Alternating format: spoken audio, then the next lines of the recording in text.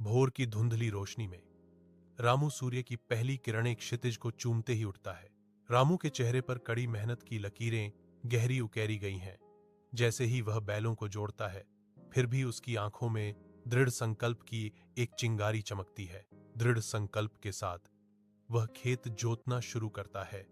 उसकी हरकतें स्थिर और उद्देश्यपूर्ण हैं। मेहनत का फल मीठा होता है। रामू घोषणा करता है।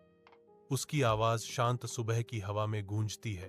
खेत के दूसरी तरफ बलदेव एक खाट पर लेटा हुआ है, आलस्य से हुक्का पी रहा है, जो रामू की मेहनत के बिल्कुल विपरीत है।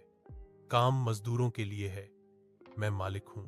अविराम धूप के नीचे सूखाग्रस्त गांव फैला हुआ है, जो फटी हुई धरती और निराशा का दृश्य है। रामू थका हुआ सावधानी पूर्वक दूर के तालाब से पानी ले जाता है। प्रत्येक बूंद सूखे खेतों के लिए एक कीमती पेशकश है। उसके बच्चे छोटे हाथ संघर्ष करते हुए सूखे की क्रूर पकड़ के खिलाफ एक हताश लड़ाई में उसका साथ देते हैं। बलदेव एक खाट पर लेटा है। उसका चेहरा पीड़ा का एक कैनवास है, क्योंकि आंसू उसकी झुर्रियों वाली गालों पर बह रहे हैं। वह अपनी निगाहें निर्दयी आकाश की ओर उठाता है। उसके होंठों से एक कच्ची गुहार निकलती है, हे भगवान, बारिश कब आएगी? वीरानी के बीच रामू सावधानी से देशी बीज चुनता है। एक शांत अवज्ञा का कार्य भविष्य की फसल के लिए आशा का पोषण करता है। महीनों बाद रामू के खेत की सूखी धरती लंबे समय से प्रतीक्षित बारिश से पोषित होकर एक जीवंत हरी भरी विस्तार में बदल गई है। हल्की हवा में फसलें लयबद्ध रूप से झूमती हैं।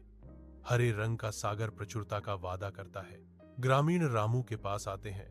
उनके चेहरे उम्मीद और प्रत्याशा से भरे हुए हैं। रामू उन्हें एक गर्म उज्जवल मुस्कान के साथ अभिवादन करता है। उसकी आंखें उसकी आत्मा की उदारता को दर्शाती हैं। वह बीज बांटता है। प्रत्येक छोटा दाना नए जीवन और पोषण की संभावना रखता है। धैर्यवान मार्गदर्शन के साथ रामू अपना ज्ञान प्रदान करता है, जिससे उनके समुदाय को अपनी समृद्धि विकसित करने का अधिकार मिलता है।